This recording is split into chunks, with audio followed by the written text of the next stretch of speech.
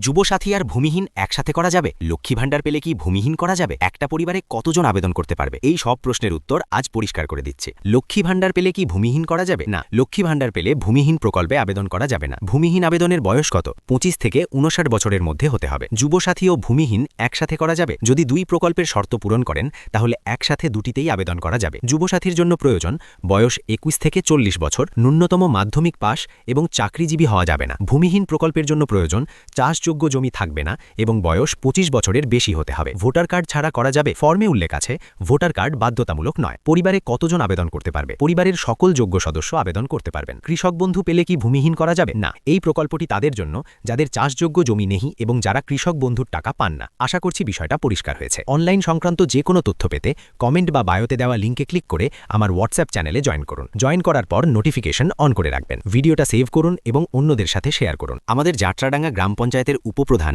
জিসান আলী মহাশয় এবং গ্রাম পঞ্চায়েত সদস্য মনজারুল হক মহাশয়ের কাছ থেকে এই তথ্যগুলো নেওয়া হয়েছে।